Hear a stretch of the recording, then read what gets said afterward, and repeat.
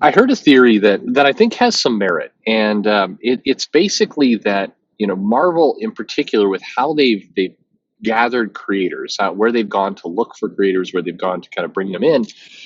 Marvel is really at its soul wanting to be more of an indie publisher, wanting to create more of an indie feel to the comics than who they actually are. That they're a mainstream. That in music terms, they're pop, and they want to be more alternative, more indie. That's what they want, and and this mismatch is why they've struggled to be as big as they are. So, what's a solution to that?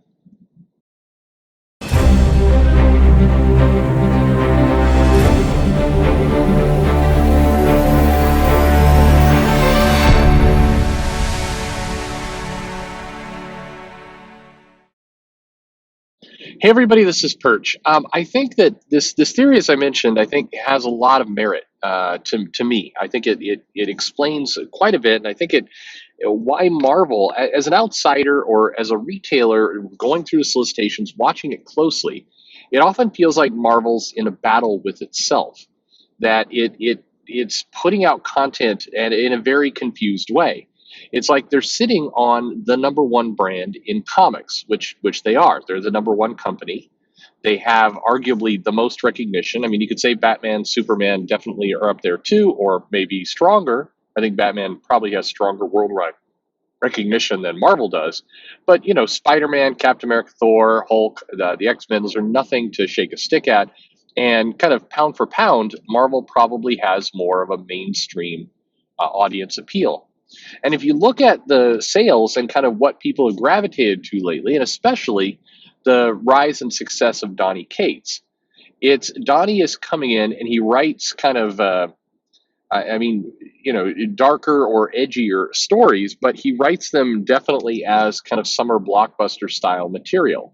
If you read Venom, Venom reads like a mainstream pop culture comic. Now, I think Donnie likes to pride himself on being, I'm hard rock and and all the rest. But the reality is, his books from Thor and everything else come across as mainstream. And there's nothing wrong with that because Marvel itself is a mainstream brand. I think Donnie, from looking at his independent works, he knows how to draw, or sorry, he knows how to write alternative. He knows how to write kind of more indie style work. But he also seems to at least recognize, or at least put two and two together, that mainstream Marvel needs a mainstream approach. And other writers struggle with this. They have to kind of find the right niche. I think Al Ewing struggles with this quite a bit, but if you put him on the Hulk and you do kind of what he's doing with Hulk, then it works out. But if you put Al Ewing on Avengers, I think it would be much more of a clunky kind of product. And when I say that from the standpoint of mass appeal, it's actually always important to just take a step back for a second and note that there's fans for everything. And if I say that, I think that Al Ewing on Avengers would be clunky, Al Ewing fans may come in and say, no, I want that. You're wrong. Disagree. And cool, you may be in for it, but that's kind of the whole point of this video. Marvel is a mass market product company. They're not an indie company. They're not a niche company. They have characters that are broad, that appeal to the mainstream.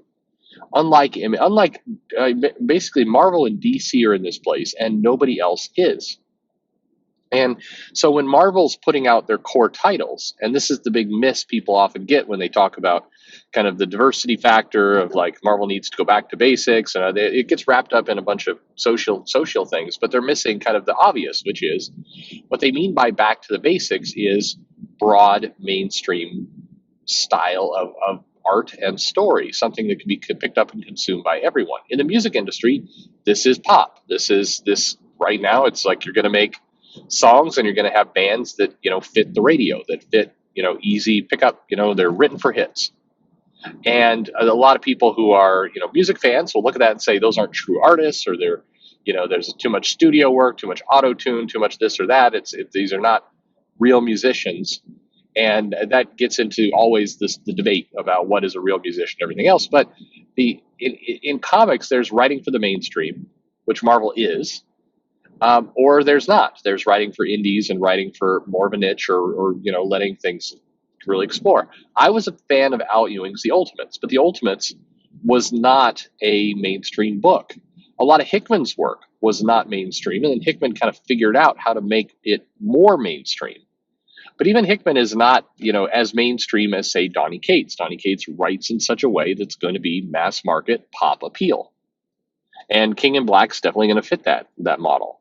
Empire, it kind of feels clunky. It doesn't feel quite right. Dan Slott, he's had moments where he can write for mainstream appeal, as we saw in Spider-Man, but he also kind of gets in his own way. He does things that clearly look like they're written more for niche. A lot of the other writers at Marvel, if you look at Vita Ayala and and just some of the products that are coming out. I mean, even Jason Aaron's Avengers. I think Jason Aaron shows that he does have some ability to write for the mainstream, but his Avengers often feels like he's writing it for the niche. But how this plays out for Marvel in general is interesting because Marvel, this is where it seems like it's at war with itself. It seems almost at times embarrassed of his pop appeal, of the fact that it is a mainstream comic appeal, and certain titles and other things, both in kind of what editors approve and then also what writers produce, feels like they're trying to rebel against that pop appeal. They do things that seem deliberate to kind of prove their indie cred, but they're not an indie publisher. A lot of these people would probably be very successful and get books out and do just fine in the indie market, but in the Marvel world they struggle because it's a machine. It's a much more controlled environment, and and so you see this dynamic play out. And unfortunately, what we're seeing in a lot of cases is that Marvel is going to force themselves into being an indie publisher by the way they're treating some of their characters and their properties. A lot of what went on prior to 2017, you saw a couple big efforts. Hickman was running his Avengers books and was as mainstream as it gets, and even Hickman has kind of indie aspects to him.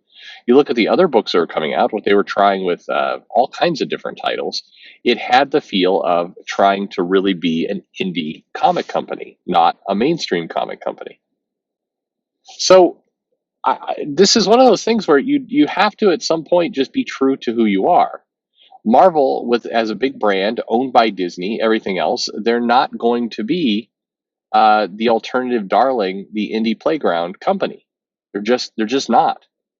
Now they can try and force it and confuse their readers and lose a bunch of sales, and eventually Disney comes in and cracks the whip and brings things back to some extent. But as long as they fight against themselves, they're not being true to themselves.